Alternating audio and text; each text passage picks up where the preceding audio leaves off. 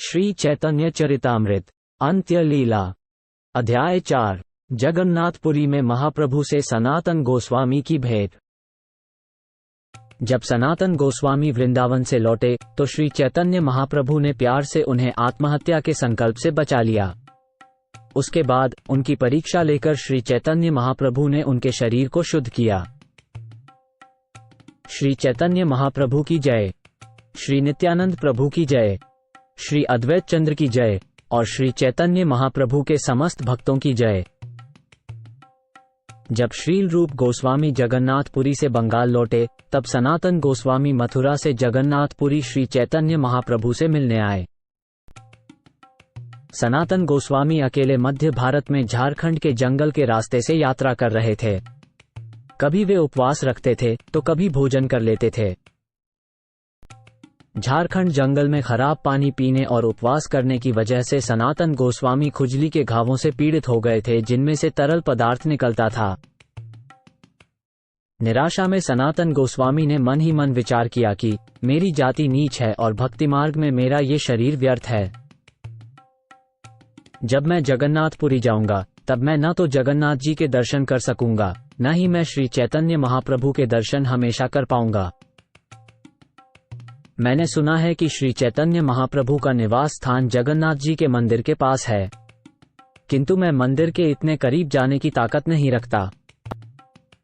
सामान्य रूप से भगवान जगन्नाथ के सेवक अपने अपने काम से ही आते जाते रहते हैं, लेकिन अगर वे मुझे छू लेंगे तो मैं अपराधी बन जाऊंगा। इसलिए यदि मैं अपने इस शरीर को किसी उचित स्थान पर त्याग करूं तो मेरा दुख दूर हो जाएगा और मैं उच्च गति प्राप्त करूंगा। रथयात्रा उत्सव के दौरान जब प्रभु जगन्नाथ मंदिर से बाहर आएंगे तो मैं उनके रथ के पहियों के नीचे अपना शरीर त्याग दूंगा। श्री चैतन्य महाप्रभु की उपस्थिति में रथ के पहिए के नीचे शरीर त्याग कर जगन्नाथ जी का दर्शन किए बिना मेरा जीवन व्यर्थ जाएगा। इस निर्णय के पश्चात सनातन गोस्वामी नीलाचल गए, जहां लोगों से मार्ग पूछकर वे हरिदास ठाकुर के रहने के स्थान पर पहुंच गए। उन्होंने हरिदास ठाकुर के चरण कमलों में प्रणाम किया। हरिदास ठाकुर उन्हें जानते थे, इसलिए उन्होंने उन्हें गले लगा लिया। सनातन गोस्वामी श्री चैतन्य महाप्रभु के चरण कमलों का दर्शन करने के लिए अत्यंत उत्सुक थे। अतः हरिदास ठाकुर ने कहा, भगवान बहुत जल्द यहाँ आ रहे हैं। ठीक उसी समय श्री चैतन्य महाप्रभु जगन्नाथ मंदिर में उपाला भोग, सुबह के नाश्ते के दर्शन करके अपने अन्य भक्तों के साथ हरिदास ठाकुर से मिलने के लिए आए। श्री चैतन्य महाप्रभु को देखते ही हरिदास ठाकुर और सनातन गोस्वामी दोनों ही दंडवत प्रणाम करने के लिए लाठी की तरह नीचे गिर गए। तब महाप्रभु ने हरिदास को उठाया और उन्हें गले लगा लिया। हरिदास ठाकुर ने श्री चैतन्य महाप्रभु से कहा, ये सनातन गोस्वामी आपको प्रणाम करने आए हैं। सनातन गोस्वामी को देखकर महाप्रभु अति विस्मित हुए। जब श्री चैतन्य महाप्रभु उनको गले लगाने के लिए आगे बढ़े तो सनातन ने पीछे हटकर इस प्रकार कहा, हे स्वामी, कृपा करके मुझ पर अपना हाथ न रखें। मैं आपके चरण कमलों पर गिरता हूँ। नीच जाति में जन्म लेने के कारण मैं मनुष्यों में सबसे अधम हूँ। उसके ऊपर मेरे शरीर में खाज का रोग है। परंतु श्री चैतन्य महाप्रभु ने बलपूर्वक सनातन गोस्वामी को प्रेम से आलिंगन कर लिया। इस तरह खुजली के घावों से रिश्ता तरल पदार्थ श्री चैतन्य महाप्रभु के दिव्य शरीर को स्पर्श कर गया। महाप्रभु ने सनातन गोस्वामी के द्वारा सबका परिचय करवाया और सनातन गोस्वामी ने उनके चरण कमलों में सादर नमस्कार किया। प्रभु और उनके सभी भक्त मंच पर बैठ गए और हरिदास ठाकुर और सनातन गोस्वामी उनके नीचे बैठ गए। श्री चैतन्य महाप्रभु ने सनातन गोस्वामी से उनके स्वास्थ्य के बारे में पूछा। सनातन जी ने उत्तर दिया, सब कुछ शुभ है, क्योंकि मैंने आपके चरण कमलों के दर्शन किए हैं। जब प्रभु ने मथुरा के सभी वैष्णवों के बारे में पूछा तो सनातन गोस्वामी ने उनकी कुशलता और सौभाग्य के बारे में बताया। श्री चैतन्य महाप्रभु ने सनातन गोस्वामी को खबर दी, श्रील रूप गोस्वामी यहाँ 10 महीने तक रहे। वो सिर्फ 10 दिन पहले ही बंगाल चले गए हैं। अनुपम, तुम्हारा भाई अब इस दुनिया में नहीं रहा। वो एक महान भक्त था जिसकी भगवान राम के प्रति अटूट आस्था थी। सनातन गोस्वामी ने कहा, मैं एक नीच कुल में जन्मा हूँ, क्योंकि मेरे परिवार के लोग धार्मिक विरुद्ध काम करते हैं जिनसे धर्मशास्त्रों के नियमों का उल्लंघन होता है। हे प्रभु, आपने मेरे परिवार के प्रति किसी प्रकार की घृणा किए बिना ही मुझे अपने सेवक के रूप में स्वीकार किया है। इसलिए मेरे परिवार में केवल आपकी कृपा से ही सर्वत्र शुभ ही शुभ है। बचपन के आरंभ से ही मेरा छोटा भाई अनुपम रघुनाथ भगवान रामचंद्र का बहुत बड़ा भक्त था और वह अत्यंत दृढ़ता से उनकी पूजा करता था। वह सर्वदा रघुनाथ के पवित्र नाम का जाप करता था और उन्हीं का ध्यान धरता था। रामायण से निरंतर भगवान की लीलाओं के विषय में सुनकर पुनः उनका कीर्तन करता रहता था। हम दोनों, रूप और मैं, उसके बड़े भाई हैं। वो हमारे साथ हमेशा रहा। वो हमारे साथ श्रीमद् भागवत सुनता था और भगवान कृष्ण के विषय में हमसे बात किया करता था और हम दोनों उसकी परीक्षा लेते थे। हे वल्लभ, हमसे सुनो। भगवान कृष्ण परम आकर्षक हैं। उनके सौंदर्य, मधुरता और प्रेम की लीलाएं अनंत हैं। हम दोनों के साथ मिलकर कृष्ण भक्ति में लग जाओ। हम तीनों भाई साथ साथ रहेंगे और भगवान कृष्ण की लीलाओं की चर्चा का आनंद लेंगे। हमने इस तरह से बार बार उससे कहा और हमारे इस अनुनय विनय और उसके प्रति सम्मान भाव के कारण उसका मन कुछ कुछ हमारे उपदेशों की ओर मुड़ गया। वल्लभ ने उत्तर दिया, हे प्रिय भाइयों, मैं आपके आदेशों को कैसे न मानूं? मुझे कृष्ण मंत्र की दीक्षा दीजिए ताकि मैं भगवान कृष्ण की भक्ति कर सकूं। ये कहकर रात में वो विचार करने लगा कि मैं कैसे भगवान रघुनाथ के चरण कमलों को त्याग पाऊंगा। वो सारी रात जागता रहा और रोता रहा। सवेरे वो हमारे पास आया और निवेदन करने लगा, मैंने अपना सिर भगवान श्री राम के चरणों में अर्पित कर दिया है। मैं इसे वापस नहीं ले सकता। ऐसा करना मेरे लिए बहुत दुखदायी होगा। आजीवन भगवान श्री रघुनाथ के चरण कमलों की सेवा करने का आशीर्वाद प्रदान करें। भगवान रघुनाथ के चरण कमलों को छोड़ना मेरे लिए नामुमकिन है। जब मैं उन्हें छोड़ने के बारे में सोचता हूं तो मेरा हृदय टूट जाता है। ये सुनते ही हम दोनों ने उसे गले लगा लिया और उसे ये कहकर उत्साहित किया, तुम एक महान संत भक्त हो, क्योंकि भक्ति में तुम्हारा संकल्प अटल है। इस तरह हम दोनों ने उसकी प्रशंसा की।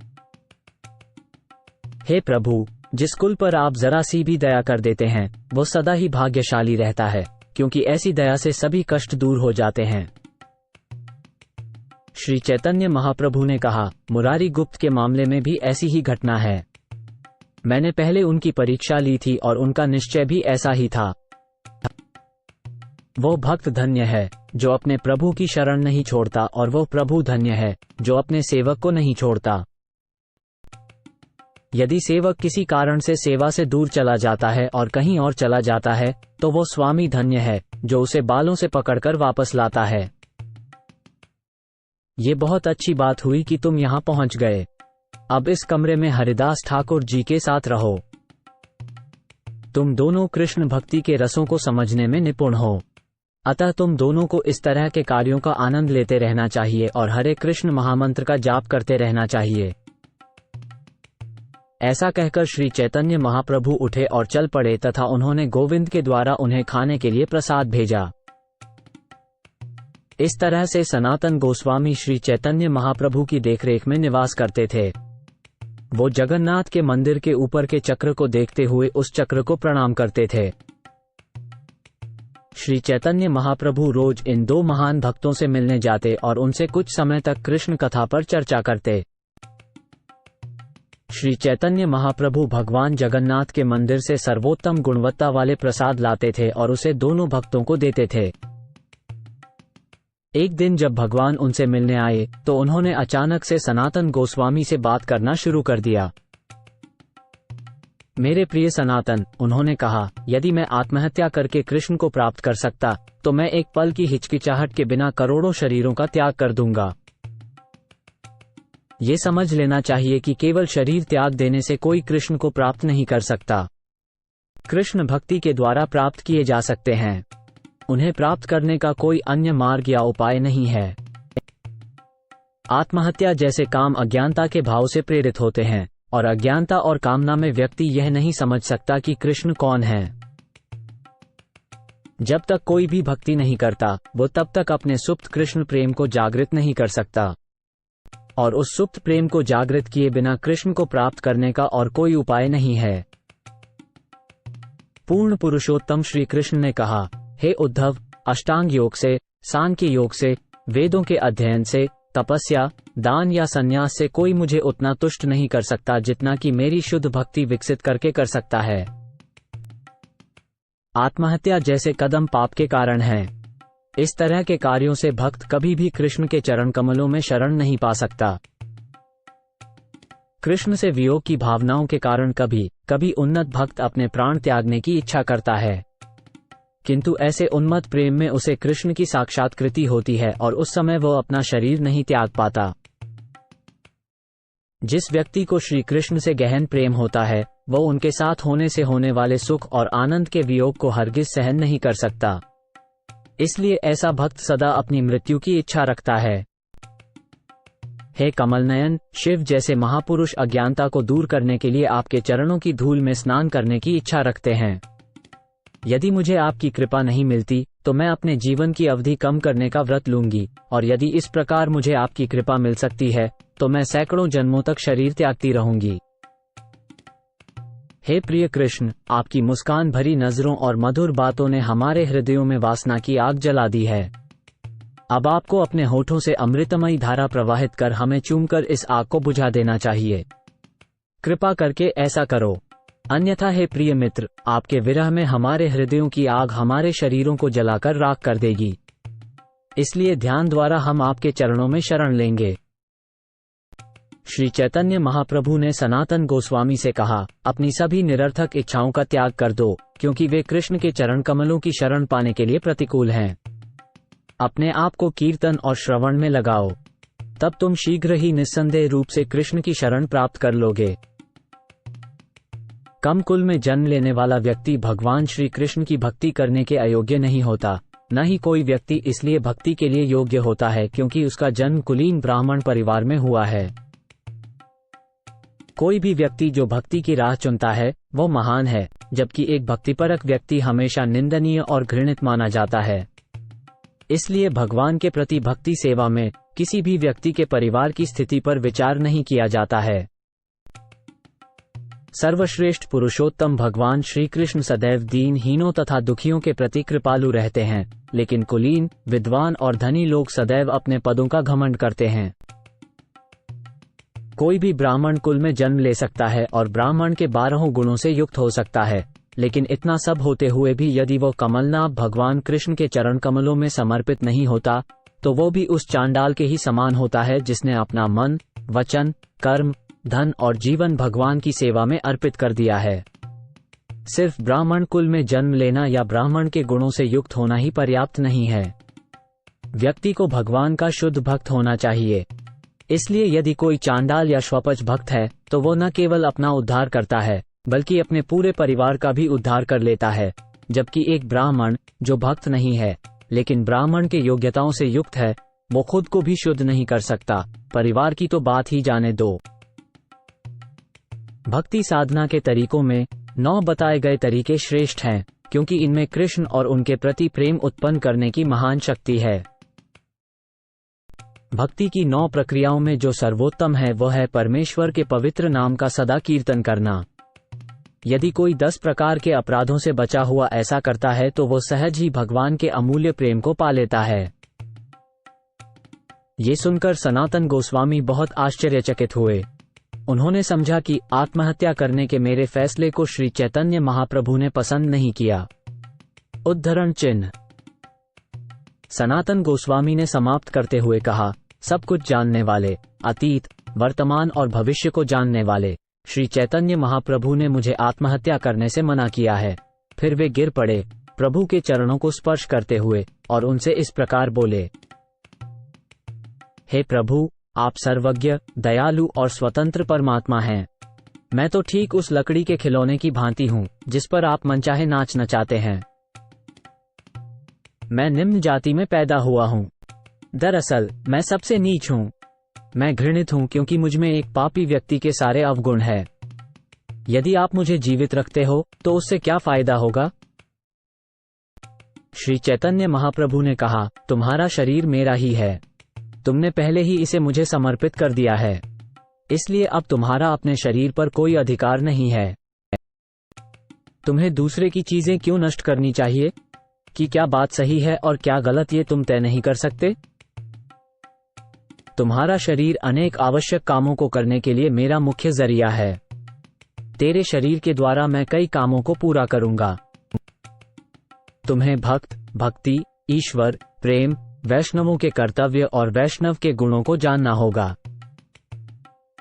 तुम्हें कृष्ण भक्ति की शिक्षा देनी होगी। कृष्ण प्रेम की साधना के लिए केंद्र बनाने होंगे। लुप्त हो चुके तीर्थ स्थलों की खोज करनी होगी और लोगों को सिखाना होगा कि संन्यास कैसे लेना है। मथुरा वृंदावन मेरा अपना प्रिय धाम है। मैं वहां भगवान कृष्ण की चेतना का प्रसार करने के लिए बहुत सारे कार्य करना चाहता हूं। मैं अपनी माता की आज्ञा से जगन्नाथपुरी में बैठा हूं, इसलिए मैं लोगों को धार्मिक सिद्धांतों के अनुसार जीवन जीने का उपदेश देने के लिए मथुरा वृंदावन नहीं जा सकता। मुझे ये सारा कार्य तुम्हारे शरीर के द्वारा करना है, लेकिन तुम उसे छोड़ना चाहते हो। यह मैं कैसे बर्दाश्त कर सकता हूं? उस समय सनातन गोस्वामी ने श्री चैतन्य महाप्रभु से कहा, मैं आपको विनम्रतापूर्वक प्रणाम करता हूं। आप अपने मन में जो गहरे विचार करते हैं उन्हें कोई समझ नहीं सकता। लकड़ी की गुड़िया जादूगर के निर्देशों पर नाचती और गाती है, किंतु यह नहीं समझती कि वह किस तरह से नाच और गा रही है। हे प्रभु, तुम जिस प्रकार किसी को नचाते हो वो व्यक्ति उसी के अनुरूप नाचता है, परंतु वह कैसे नाचता है और कौन उसे नचा रहा है यह वह नहीं जानता। तब श्री चैतन्य महाप्रभु ने हरिदास ठाकुर से कहा, हे प्रिय हरिदास, जरा मेरी बात सुनो। ये भद्र पुरुष पराई संपत्ति को बर्बाद करना चाहता है, इसलिए उसे बताएं कि वह ऐसा गलत काम न करे। हरिदास ठाकुर ने जवाब दिया, हम अपने क्षमताओं पर मिथ्या गर्व करते हैं। दरअसल हम आपके गहरे इरादों को समझ नहीं सकते। जब तक आप हमें अवगत नहीं कराएंगे तब तक हम आपका उद्देश्य या आप किसे माध्यम बनाकर क्या कराना चाहते हैं यह नहीं समझ सकते हैं। हे महानुभाव, चूंकि आप जैसे महान व्यक्तित्व ने सनातन गोस्वामी को स्वीकार कर लिया है, अतः वो परम सौभाग्यशाली है। उसके समान भाग्यशाली कोई दूसरा नहीं हो सकता। तब श्री चैतन्य महाप्रभु ने हरिदास ठाकुर और सनातन गोस्वामी दोनों को अंग में भरा और फिर खड़े हो गए तथा दोपहर के कर्तव्यों को करने के लिए चल पड़े। हरिदास ठाकुर ने सनातन को गले लगाते हुए कहा, हे मेरे प्रिय सनातन, कोई भी व्यक्ति तुम्हारे सौभाग्य की सीमा नहीं पा सकता।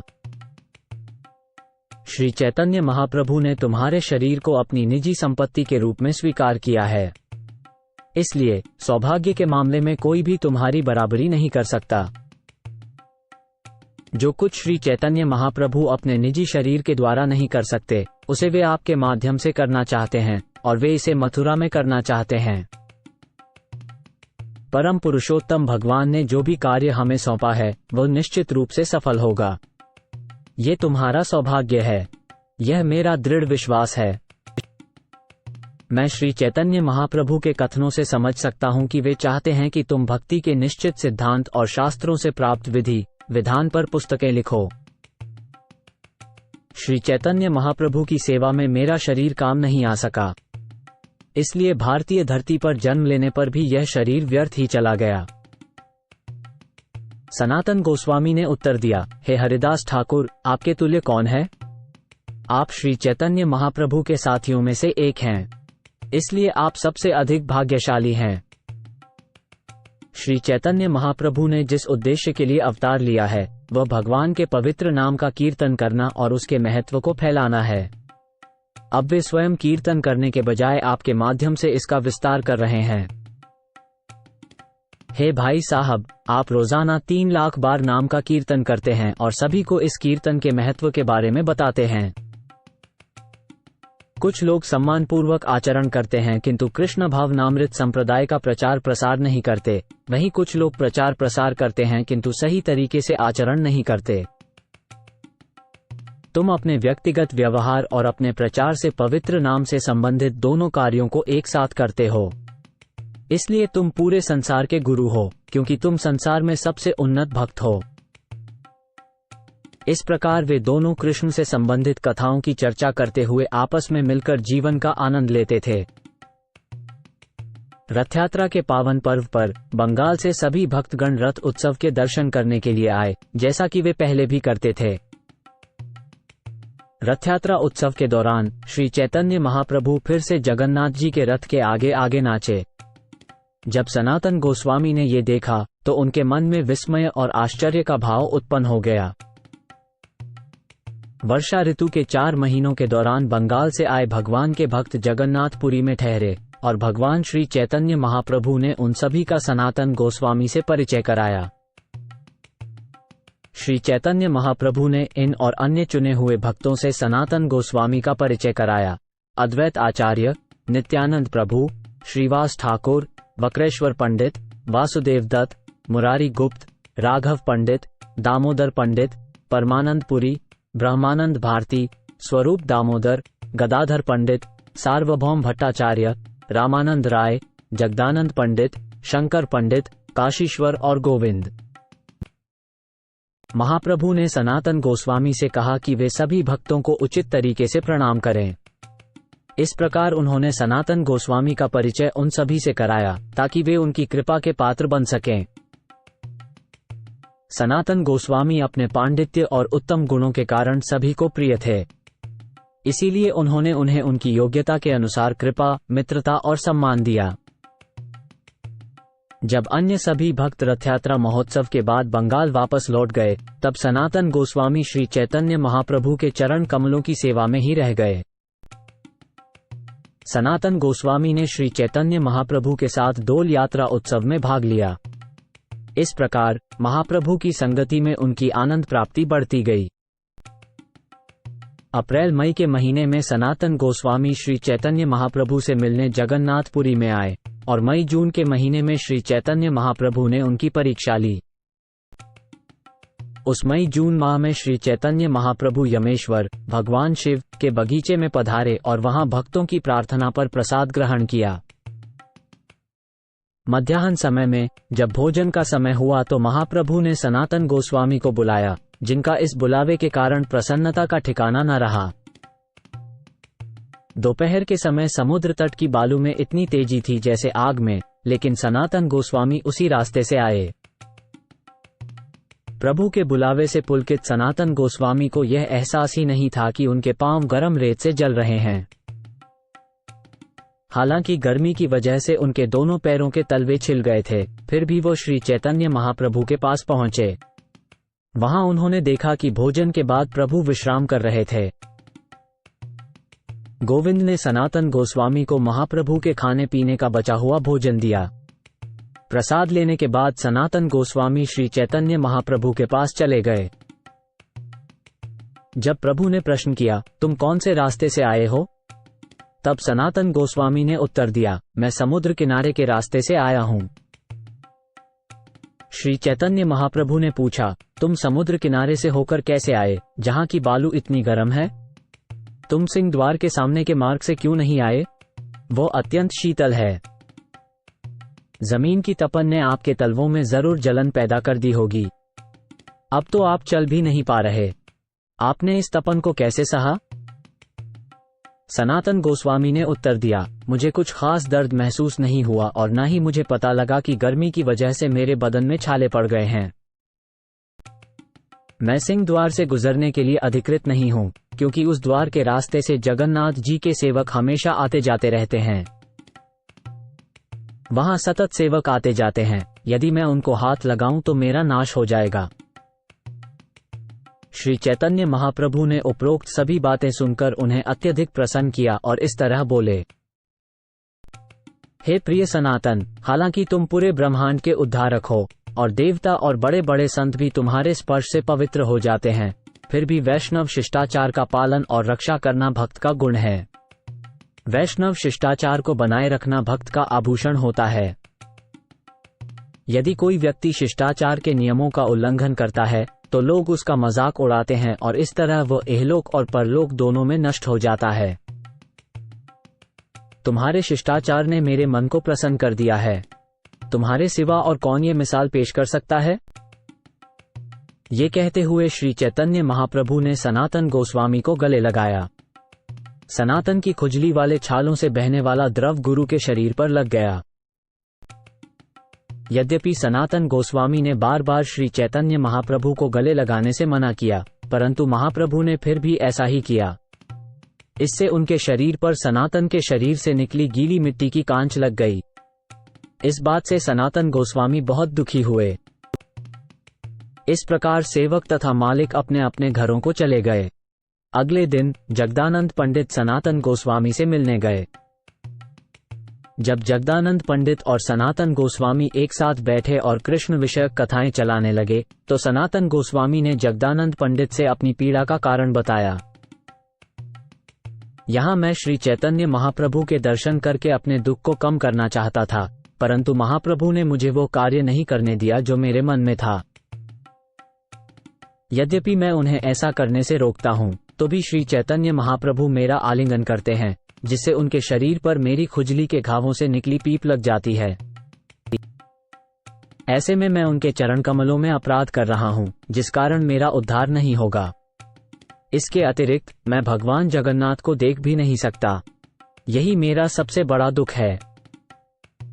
मैं यहाँ अपने भले के लिए आया था, लेकिन अब मैं देख रहा हूँ कि मुझे इसके विपरीत मिल रहा है।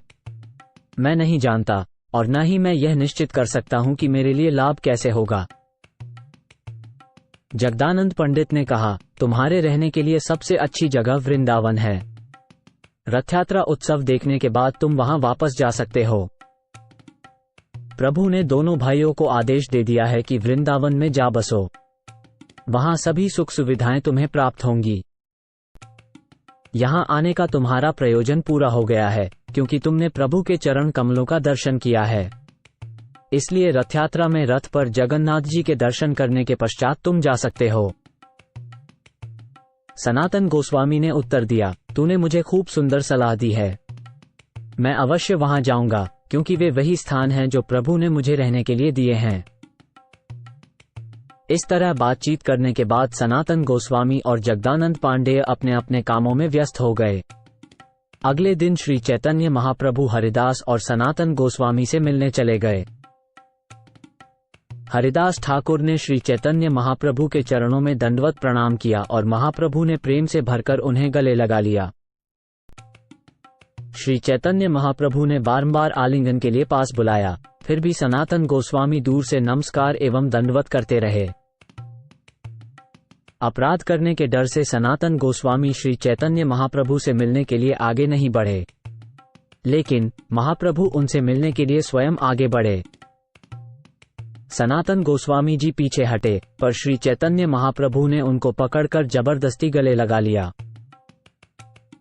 महाप्रभु उन दोनों को अपने साथ लेकर एक पवित्र स्थान पर विराजमान हुए। तब वैराग्य में उन्नत सनातन गोस्वामी बोलने लगे। उन्होंने कहा कि मैं यहाँ अपने फायदे के लिए आया था, लेकिन मैं देख रहा हूँ कि इसके ठीक उल्टा हो रहा है। मैं सेवा के योग्य नहीं हूँ। मैं हर दिन केवल पाप ही करता हूँ। स्वभाव से मैं नीच हूँ। मैं पाप कर्मों का दूषित जलाशय हूँ। यदि आप मुझे छूते हैं, हे प्रभु, तो वो मेरी ओर से बड़ा अपराध होगा। उसके अलावा मेरे शरीर के खुजली वाले घावों से जो खून बह रहा है, वह आपके शरीर पर लगता है, फिर भी आप मुझे जबरदस्ती छूते हैं। प्रिय महोदय, मेरा शरीर बहुत ही भयावह स्थिति में है, फिर भी उसे छूने में आपको थोड़ी भी घृणा नहीं होती है। इस अपराध के कारण मेरे लिए हर शुभ चीज खत्म हो जाएगी। इसलिए मैं देखता हूं कि यहां रुककर मैं कोई भी शुभ लाभ नहीं पा सकूंगा। कृपया मुझे रथयात्रा उत्सव खत्म होने के बाद वृंदावन लौटने की इजाजत दे दें। मैंने जगदानंद पंडित से उनके विचार जानने के लिए परामर्श किया है और उन्होंने भी वृंदावन लौटने की सलाह दी है। ये सुनकर श्री चैतन्य महाप्रभु क्रोध मनोभाव से भरे जगदानंद पंडित की भर्त्सना करने लगे। जगदानंद पंडित अभी किशोर है, किंतु वह इतना गर्विला हो गया है कि अपने आप को तुम जैसे व्यक्ति को उपदेश देने के लिए सक्षम मानता है। आपको आध्यात्मिक उन्नति के मामलों में साथ ही आम व्यवहार में भी उनके समान ही गुरु मानना चाहिए। फिर भी वो अपने मूल्य को जाने बिना आपको सलाह देने की हिम्मत कर रहा है। प्रिय सनातन, तुम मेरे मित्र एवं सलाहकार हो क्योंकि तुम एक प्रामाणिक व्यक्ति हो, परंतु जगह तुम्हें उपदेश देने का प्रयास कर रहा है।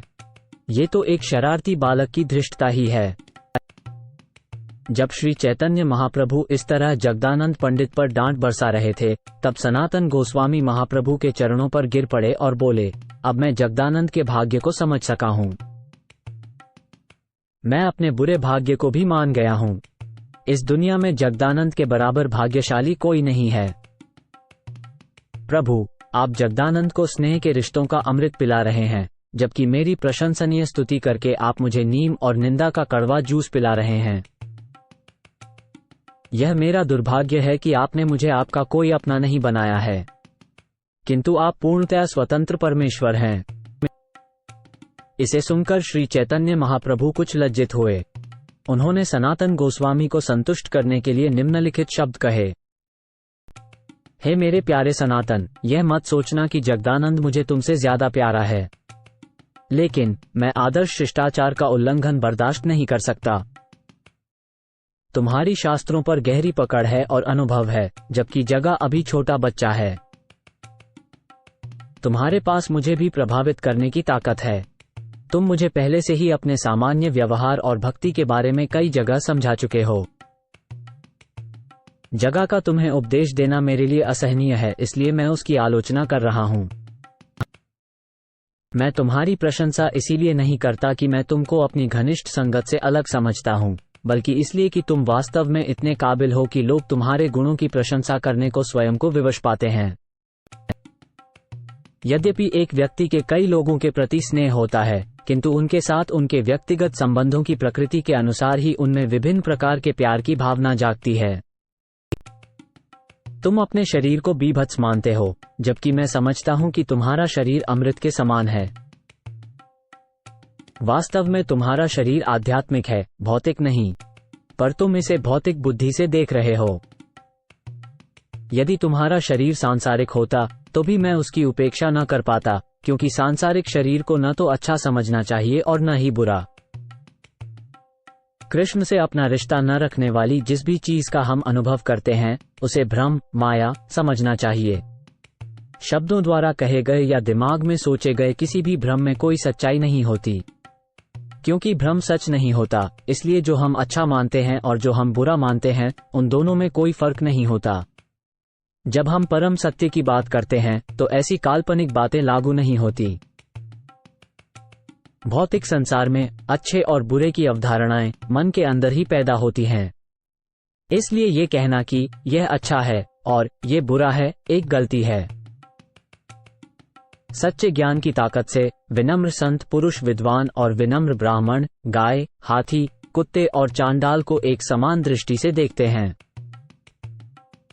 जो व्यक्ति जीवन में प्राप्त ज्ञान तथा उसके उपयोग से पूर्ण संतुष्टि रखता है और अपने आध्यात्मिक पद पर अटल रहता है, जो पूर्ण रूप से अपनी इंद्रियों को वश में रखता है और कंकर, पत्थर तथा सोने को एक समान मानता है, वह पूर्ण योगी कहलाता है।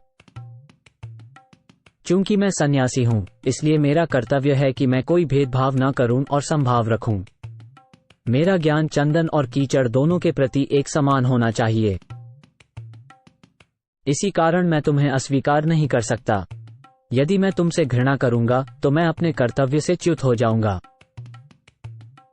हरिदास ने कहा, हे प्रभु, आप जो कह रहे हैं वो सब बाहरी बातें हैं, मैं इसे नहीं मानता।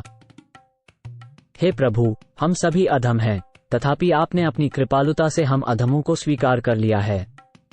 ये पूरी दुनिया में विदित है। श्री चैतन्य महाप्रभु मुस्कुराए और बोले, हे हरिदास, हे सनातन, सुनो। अब मैं तुमसे सच कह रहा हूं कि मेरा मन तुम लोगों से किस तरह बंधा हुआ है। मेरे प्यारे हरिदास और सनातन, मैं तुम्हें अपने छोटे बच्चों की तरह मानता हूं, जिनका पालन पोषण मेरा कर्तव्य है। पालने वाला कभी भी पाले जाने वाले के दोषों को गंभीरता से नहीं लेता। मैं खुद को सम्मान पाने योग्य नहीं मानता, फिर भी अपने स्नेह के कारण मैं तुम सबको अपने छोटे बच्चों जैसा ही मानता हूँ। जब बच्चा शौच प्रशिक्षण प्रक्रिया में होता है और वो अपने पेशाब या शौच को संभालने में सक्षम नहीं होता, तो यह संभव है कि उसकी गंदगी माँ के शरीर पर लग जाए। लेकिन माँ अपने बच्चे से कभी घृणा नहीं करती। इसके विपरीत उसे अपने बच्चे को साफ सफाई करने में अपार आनंद प्राप्त होता है। ठीक वैसे ही जैसे संतान का मल मूत्र उसकी माँ को चंदन लेप जैसा लगता है, उसी प्रकार जब सनातन गोस्वामी के घावों से निकलने वाला दुर्गंधित पदार्थ मेरे शरीर को छू जाता है, तो मुझे उससे घृणा नहीं होती। हरिदास ठाकुर ने कहा, हे महाराज, आप ही पूर्ण पुरुषोत्तम भगवान हैं और हमारे प्रति असीम कृपालु हैं। कोई नहीं जान सकता कि आपके स्नेह भरे हृदय में क्या है। तुमने वासुदेव कोड़ी का आलिंगन किया, जिसका शरीर कीड़ों से भरा हुआ था। तुम इतने दयालु हो कि ऐसी दशा में भी तुमने उसे गले लगाया। उसे गले लगाकर आपने उसके शरीर को कामदेव जैसा सुंदर बना दिया। आपकी दया की लहरों को हम समझ नहीं सकते। श्री चैतन्य महाप्रभु ने कहा, एक भक्त का शरीर कभी भी भौतिक नहीं होता है। ये दिव्य और आध्यात्मिक आनंद से परिपूर्ण माना जाता है। दीक्षा के समय जब भक्त पूर्ण रूपेण अपने आप को भगवान की सेवा में न्योछावर कर देता है, तब श्री कृष्ण उन्हें अपने तुल्य ही श्रेष्ठ स्वीकार करते हैं। जब भक्त का शरीर आध्यात्मिक स्वरूप में बदल जाता है, तब भक्त उस दिव्यात्मक शरीर के द्वारा भगवान के चरण कमलों की सेवा करता है। जब जन्म और मृत्यु के चक्र में फंसा हुआ जीव मेरे आदेशों का पालन करने में अपना जीवन समर्पित करता है और सभी भौतिक गतिविधियों को छोड़ देता है, तो वो अमरत्व प्राप्त कर लेता है। उस समय वो मेरे साथ प्रेम रस के आदान प्रदान द्वारा आध्यात्मिक आनंद प्राप्त करने का अधिकारी बन जाता है। कृष्ण ने किसी तरह से सनातन गोस्वामी के शरीर में खुजली वाले घाव प्रकट किए हैं और मेरी परीक्षा लेने के लिए उन्हें यहाँ भेज दिया है। यदि मैंने सनातन गोस्वामी जी से घृणा की होती और उनका आलिंगन न किया होता, तो निश्चय ही कृष्ण जी के प्रति अपराध करने के चलते मुझे दंडित किया जाता। सनातन गोस्वामी कृष्ण के संगियों में से एक हैं। उनके शरीर से कोई बुरी गंध नहीं आ सकती। जिस दिन मैंने उन्हें पहली बार गले लगाया, मुझे चतुःसम, चंदन, कपूर, अगरू और कस्तूरी का मिश्रण की खुशबू आई। वास्तव में जब श्री चैतन्य महाप्रभु ने सनातन गोस्वामी को गले लगाया, तो केवल भगवान के स्पर्श से चंदन की लुगदी जैसी ही सुगंध प्रकट हुई। श्री चैतन्य महाप्रभु ने कहा, हे प्रिय सनातन, दुखी मत हो, क्योंकि तुम्हें आलिंगन करके मुझे बहुत खुशी मिलती है।